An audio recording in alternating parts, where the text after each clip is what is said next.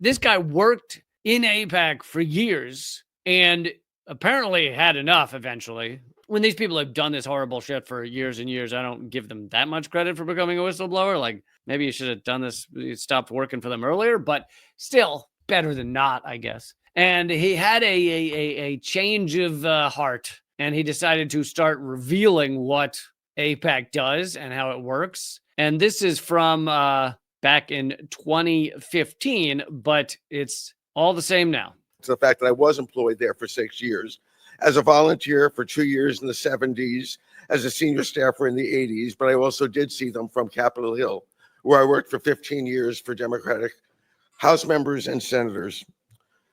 One of my tasks at AIPAC was writing its manual about Israel and the Arabs, designed to be used as a guide by students, congressional staffers, rabbis, etc., to defend Israel against the lies being told by the other side. It's called Myths and Facts. Although inside of AIPAC, it was always called Myths and Myths. You know, myth. This is standard Hasbara. Myth. They say the Palestinians were driven from their homes by the Israeli army in 1948. Fact. The Palestinians actually left their homes in what became Israel in search of better lives in the West Bank and Gaza.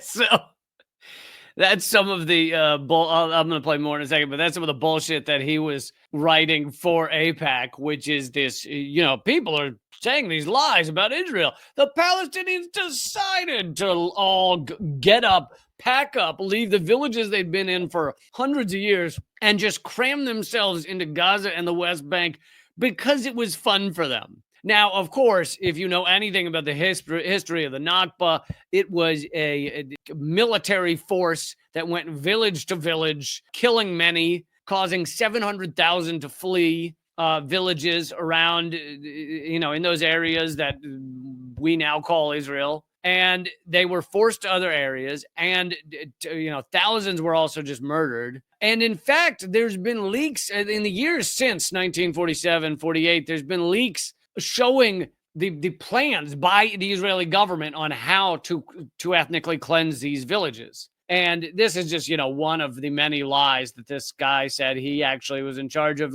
putting together books of these lies to influence people. Today. Yes, the Middle East policy is determined by the highest bidder, which is AIPAC. But pretty much every policy discussed on Capitol Hill is determined by those with the money. If that means that democracy in America is itself a myth, so be it. Because frankly, that is what I believe. It is not just AIPAC that is all about the money. It is everything that comes before Congress. And that's a fact.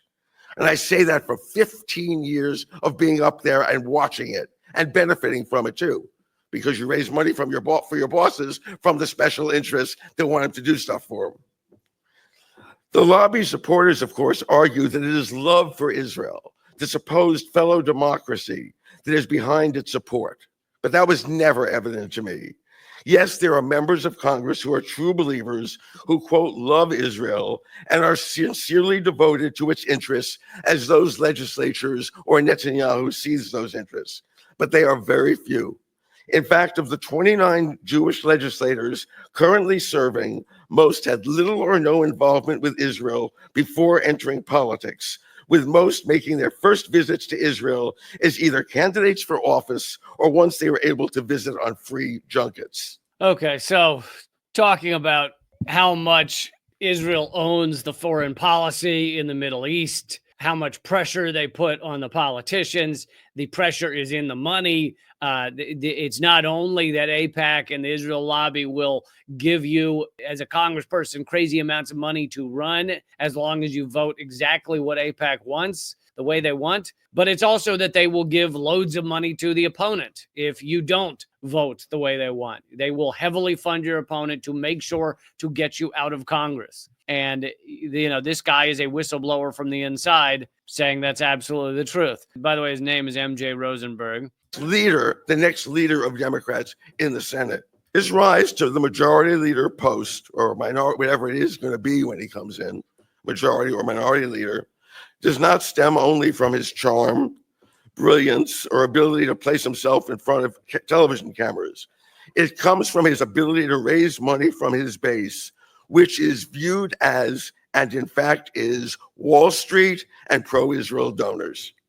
Schumer no more loves Israel than he loves Wall Street, but he loves the money that these two sources provide to his campaign coffers. And through his efforts as the Democratic Senate as chair of the Democratic Campaign Committee to his colleagues in the Democratic Party itself. He became head of the campaign committee, would raise money from AIPAC, raise money from Wall Street, and then dole it out to all his friends in the party who are up for re-election. And then they know where it comes from. This is important to note. Pro-Israel donors and AIPAC give so much money to candidates that the Democratic Party has for years been choosing only those closest to the lobby to run their campaign fundraising operations. That is why Rahm Emanuel got to be chair of the Democratic Congressional Campaign Committee, putting him both in place to block any candidate not sympathetic to AIPAC from running, which he did. He also blocked Arab Americans from running for Congress, and to grease his ascent to the top. So again, talking about how much power the money has, and those who have a quick connection to the money. If you're proven to have an easy connection to AIPAC, where you can get that money flowing to your candidate, they'll put you in positions of power. It's just an easy spigot to turn on. You know, I think that a lot of what's being said here is important. I also think that there's, in a way, you shouldn't act like this is it. This is the only way that this power relationship, this leverage works. I think you should also realize that the people in Congress, almost without exception, have the same aims for the ruling class. For the continued extraction of the working class, for the continued extraction of much of the world, and that Israel plays a pivotal role in terms of the American ruling class's extraction from the Middle East. Stealing oil and making sure oil is not sold outside of petrodollars is one of the biggest reasons. So I think we should keep in mind those other motivations. Yes, a lot of it has to do with the amount of money AIPAC can flood Congress with, but it also has to do with just kind of the general aims of the ruling elite.